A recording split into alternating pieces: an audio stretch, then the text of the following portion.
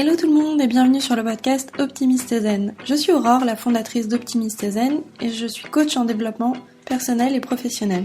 J'ai créé ce podcast afin de vous aider à vous détendre et à développer votre bienveillance envers vous-même. Chaque semaine, vous retrouverez des épisodes pour vous détendre et vous donner de l'énergie avant de commencer votre journée, ou alors vous apaiser le soir avant de dormir, vous donner les clés pour reprendre le contrôle de votre mental et de votre vie au quotidien. Nous travaillons ensemble pour que vous réussissiez à gérer vos émotions, votre stress et à booster votre confiance en vous.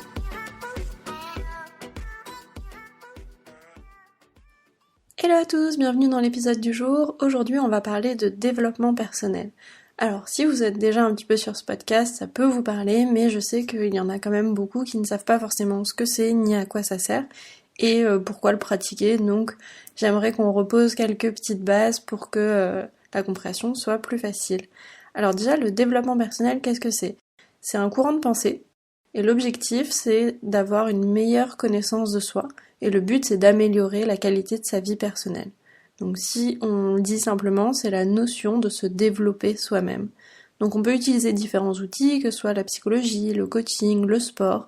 On peut utiliser de différentes façons, donc que ce soit dans des livres, des reportages, des articles. Toutes ces petites choses vont composer le développement personnel. Alors, le développement personnel, c'est quoi l'intérêt ? Déjà, c'est de mieux se comprendre ses blocages, comment changer la vie que l'on a aujourd'hui. Le fait d'être mal, en fait, d'être dans un mal-être, mais de vouloir le changer, et de se dire, ok, comment je fais pour changer ça ? Toutes ces informations, on les découvre via le développement personnel, et on peut, en fait, le travailler au quotidien. Donc il y a certaines personnes qui auront pas forcément envie de changer leur vie, il y a certaines personnes qui auront pas envie forcément de mieux se comprendre parce que ce n'est pas un intérêt pour eux, mais ce qui est important de savoir, c'est que certains en auront besoin et le voudront, et d'autres ne l'auront pas. Ce qui est important, c'est de respecter le choix de chacun. Certains adoreront le développement personnel, ils passeront beaucoup de temps, beaucoup de lectures et auront envie de changer eux et le monde par la suite, mais d'autres, ça les intéressera pas et c'est ok aussi. Ce qui est important, c'est de savoir qu'on peut être maître de ses choix et de mieux gérer ses relations et ses émotions. En fait, le développement personnel, c'est simplement un outil qui va nous permettre de créer la personne que l'on a envie d'incarner. Donc ça demande du travail, ça demande de parcourir un chemin avec des étapes et d'évoluer et de rencontrer en fait tout simplement ces différentes étapes, ces différents paliers via des exercices, via de la connaissance, parce que quand on apprend des informations qu'on n'avait pas avant, on découvre des clés et on se dit « Ah mais maintenant que j'ai compris ça, ok, je comprends mieux mon problème et je sais comment le changer ». Donc c'est toutes ces notions, c'est l'apprentissage de toutes ces choses qui va permettre d'avancer dans son développement personnel. J'ai entendu plusieurs choses sur le développement personnel cette semaine, donc j'en ai relevé quelques-unes. Certaines personnes disaient que les meilleures personnes pour nous conseiller, c'est nos amis, notre famille, enfin nos proches. Alors effectivement, si on a un entourage qui est bienveillant, effectivement ils peuvent nous aider dans ces cas-là. Mais ce qui est important, c'est que dans notre entourage, certaines personnes vont avoir des aptitudes, donc que ce soit en fait inconsciemment du développement personnel, ils vont avoir de l'empathie, ils vont pouvoir aider la personne sans émettre de jugement ou sans forcément inciter la personne à faire des choses que elle aurait pas l'habitude de faire et qui seraient pas bonnes pour elle. Mais tout le monde n'a pas un entourage bienveillant. Et tout le monde n'a pas un entourage qui va nous pousser à nous dépasser et à aller plus loin. Et donc là, dans ces cas-là, on va être effectivement dans un entourage qui va essayer de nous aider, qui va essayer de nous conseiller, mais qui va en fait finalement nous donner sa propre perception, leurs règles, leurs envies, leurs codes. Et là, du coup, on peut rentrer en fait dans un système où on va se sentir limité, voire même jugé.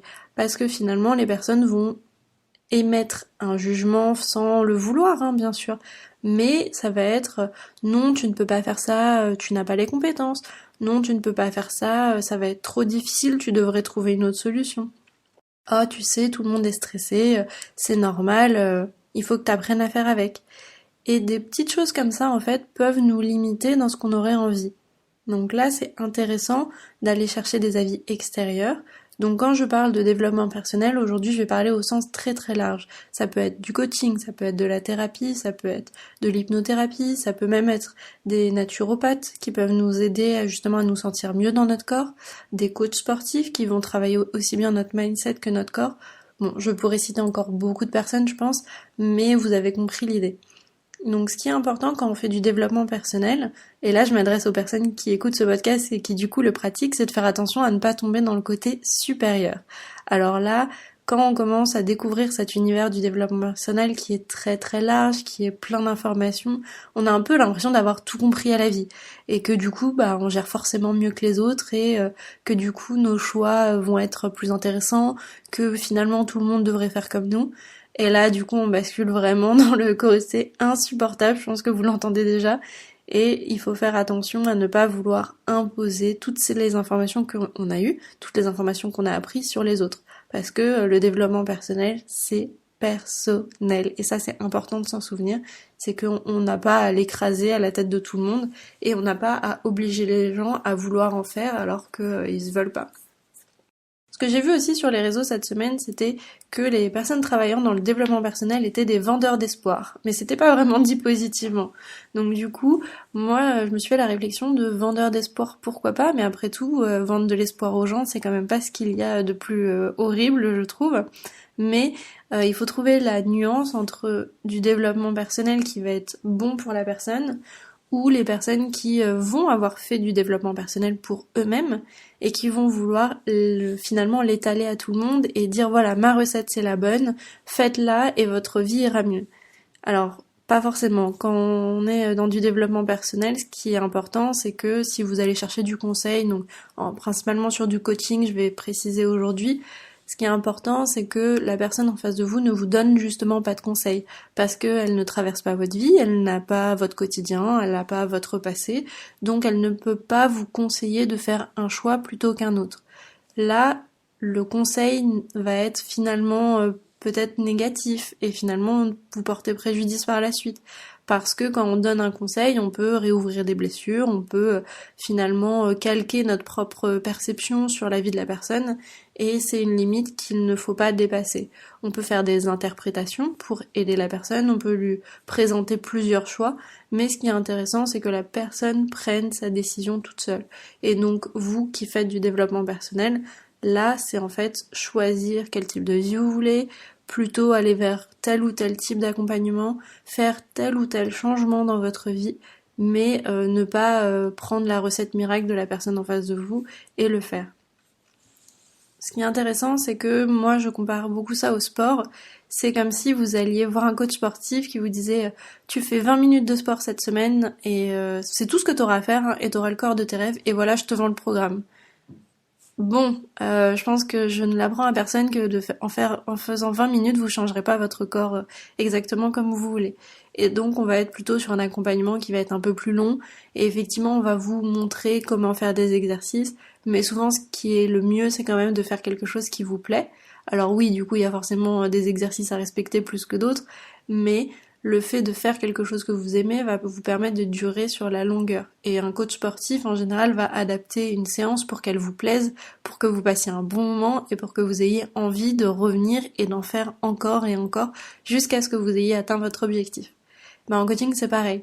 Si on vous donne une baguette magique, et ça on est tous d'accord qu'on aimerait trop qu'elle existe, mais qu'on vous dit voilà, prends cette baguette et réalise tous tes rêves en un claquement de doigts, il va falloir peut-être un petit peu de travail, il va peut-être falloir un petit peu d'accompagnement, peut-être aller chercher des blocages à débloquer, se comprendre, et ça prend un peu de temps. Donc ça dépend des personnes, certains auront des blocages en une journée, d'autres auront des déblocages en plusieurs mois, voire plusieurs années, et certains resteront des décennies avec le même problème, et ça changera que un jour, pour X ou Y raison. Ce qui est important, c'est de toujours se souvenir que, en fait, on est le meilleur juge pour notre vie. On est le seul qui sait réellement si oui ou non on fait le bon choix, si c'est oui ou non la bonne vie, la bonne façon de faire les choses. Vous mettez tous les mots que vous voulez, mais vous serez toujours le bon. Vous serez toujours la bonne personne qui vous permet vraiment de savoir qu'est-ce qui vous convient à la fin. Aujourd'hui, j'avais envie de remettre quelques petites bases sur le développement personnel. Alors, n'hésitez pas si vous avez des questions à me les poser, je serai ravie de vous répondre sur mon compte Instagram. Ce que j'ai créé aussi, c'est un petit livret pour vous aider, faire des exercices, ça vous permet de travailler un petit peu vos objectifs et avancer dessus en fait. Et là, c'est des exercices où vous posez vraiment votre intention et vous répondez à vos propres questions par vous-même. Je vous mettrai le lien téléchargeable, donc soit dans la barre d'infos s'il y en a sur la plateforme sur laquelle vous écoutez. Sinon, vous pouvez aller sur Instagram, il est dans le lien dans ma bio et du coup, vous aurez juste accès en cliquant dessus et vous pouvez le télécharger. J'espère que l'épisode du jour vous a plu. N'hésitez pas à laisser un commentaire ou une note sur Apple Podcast et je serai ravie de pouvoir les regarder par la suite. Et moi, je vous dis à la semaine prochaine.